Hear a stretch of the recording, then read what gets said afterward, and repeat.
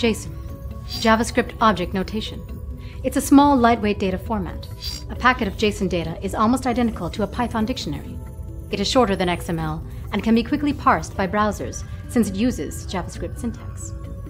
This makes JSON an ideal format for transporting data between a client and a server. If your client is not a browser, don't worry. Android and other mobile operating systems all come equipped with tools for parsing and working with JSON. Today, I will show you how to use Python's JSON library to send and receive JSON data packets. We'll have a ton of fun with JSON, sent from my ray guns. Pew pew! Here is a typical JSON data packet. Notice how it looks just like a Python dictionary with a few exceptions. True and false are not capitalized in JSON, while in Python they are. And instead of none, you use the JavaScript value null. This JSON object contains examples of all possible data types. All the keys are strings, but the values can be strings, numbers, booleans, a list, null, or even another JSON object. Now compare this with the XML version. The increased size of XML data is largely due to the end tags repeating the text of the opening tags. A popular sport is debating the merits of JSON versus XML. But instead of arguing, I recommend you learn the pros and cons of both formats, then choose the one which is best for your project. Let's now learn how to use the JSON module in Python.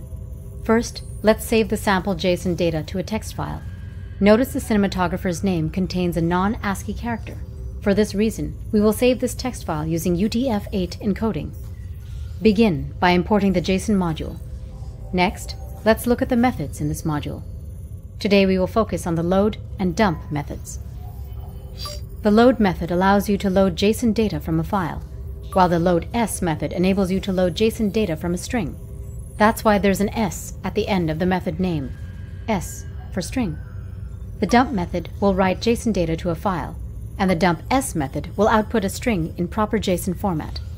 Let's see some examples. First, we will load the JSON data from the file we created earlier. Using the open function, the first argument is the path to the file. For the second argument, let's pass r, since we are only reading the data. Next, specify the encoding as UTF-8, since this data contains non-ASCII characters.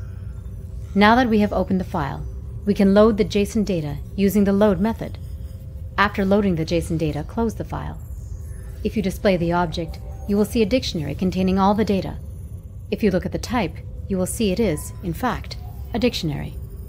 Also notice how the true, false, and null values from the file were correctly parsed into Python, true, false, and none values. And the non-ASCII character was correctly parsed. If you look up the 142 Unicode character, it is a lowercase l with a stroke. Because this is a dictionary, you can access the data by key. We can see the title, the list of actors, and so on. You use the load_s function if your JSON data arrives in the form of a string. This is common in client-server applications where data is sent over the net. As an illustration, let's create a string with a JSON formatted value. To parse this JSON data, call the load_s function. Since all characters are ASCII, there is no need to worry about encoding.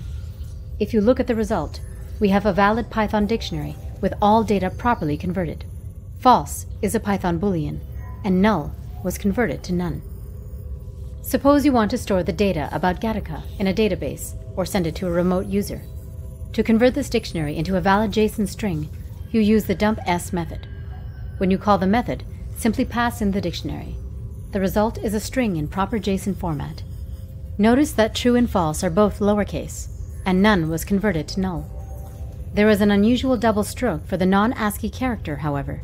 This is because the JSON library assumes you want the output to be ASCII, and will escape all non-ASCII characters. To avoid this and allow Unicode characters in your string, call dump_s and set ensure ASCII to false. The non-ASCII character is now preserved, and the backslash is not escaped. Let's now create a new object, convert it to JSON, and write it to a file. We start by creating a dictionary. For this example, we will use data for the movie Minority Report. Directed by Steven Spielberg, with a soundtrack by John Williams, this is a must-see movie for any Python programmer. The cinematographer is Janusz Kaminski. The N in his last name has an accent with a Unicode value of 144. To write this to a file in JSON format, we must first open a file in write mode with UTF-8 encoding. Next, call the dump method. The first argument is the dictionary. Now pass in the file. Remember to set ensure ASCII to false, since our data contains non-ASCII characters. Finally, close the file. If we open the file, we see all the data is there. Everything is properly formatted, and the Unicode characters are all accounted for.